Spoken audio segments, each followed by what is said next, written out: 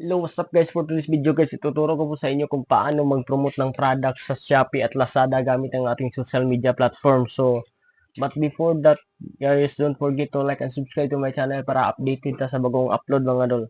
So, sa social media platform, ang gagamitin natin doon sa ay isang application gamit ang Involve Isya sa ating mobile phone. So, proceed na tayo sa cellphone para alam natin yung step by step. So, ito na. Dapat mag-install din kayo ng Shopee sa inyong mobile phone at saka Involve Isya na application. So, proceed tayo. So, dito muna tayo sa Shopee. So, sa Shopee, mag-select ka ng product na ipopromote natin. So, mag-select tayo ng product na ipopromote natin. Yung preferred at saka marami ang bumibili yung ipromote natin. So, itong helmet yung napilian ko. So, click yung helmet. I-click natin yung image. So, i-save natin lahat ng image. Pwede din video dito. Yung video sa una pero para madali, ito sample lang to para madali. Ito yung image natin ang ipopromote. So, i-save mo lahat ng image. Lahat ng image i-save natin. I-save natin lahat ng image. Yan. Lahat ng image i-save natin para kapag nakita ito na kapag nagustuhan ito ng ating mga friends sa ating social media or sa Facebook,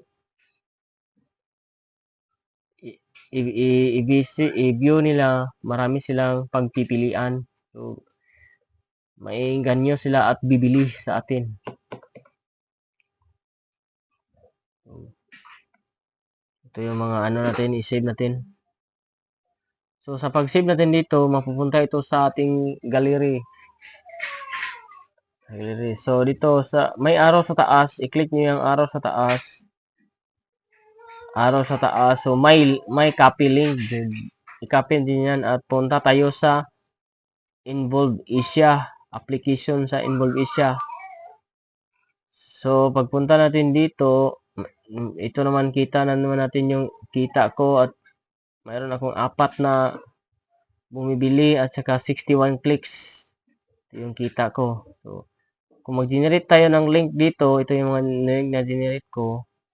Ito sa plus, then paste natin yung link na kinopy natin sa Shopee. So, done, then create.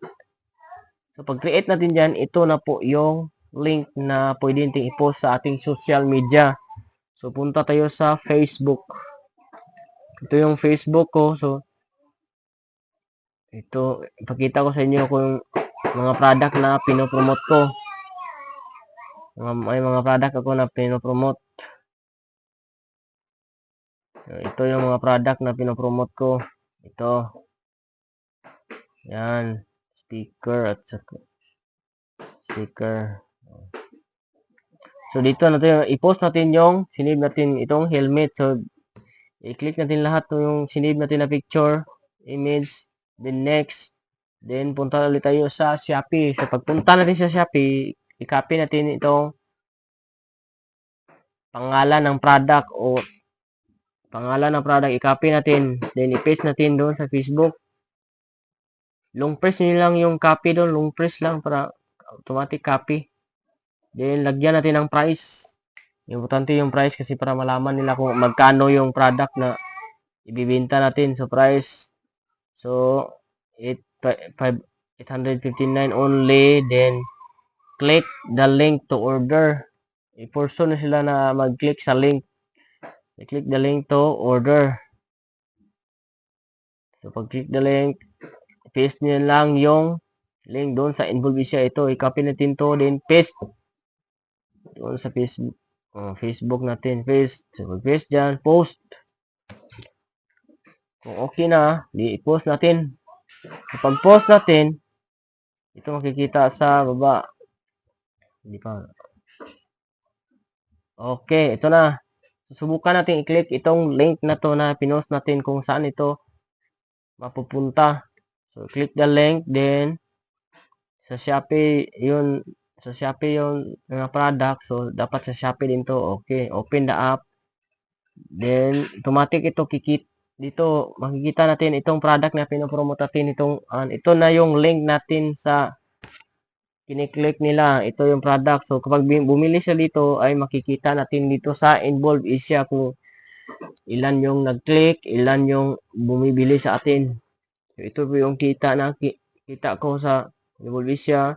Kapag umabot ito ng 80 Myanmar, mawi-withdraw na po ito sa aking PayPal account.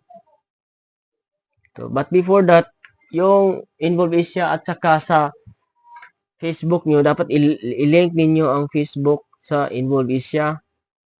I-add ninyo ito at mag-i-email ang Involve Asia sa inyo. Kapag na-add na yung Facebook, mag-i-email ang Involve Asia kapag authorized na kayo na pwede kayo mag-promote. Kapag hindi niyo pa na-link yan, hindi papasok yung kita mo dito sa Involve Asia at baka maban pa ka pa sa Involve Asia. Dapat i-connecta mo muna yung Involve Asia at saka yung Facebook account mo. So yan lang po mga dol. So comment lang kayo below kung mayroon kayong mga katanungan at don't forget to like and subscribe to my channel para update kayo sa bagong upload ko mga dol. So yan lang mga dol, pinakamadali lang mag-promote ng product. So dapat tiyagaan lang natin mag-promote ng product at saka i-share natin sa mga group na i-post niya sa mga group na nagbibinta ng mga products online. So yan lang mga dol, salamat.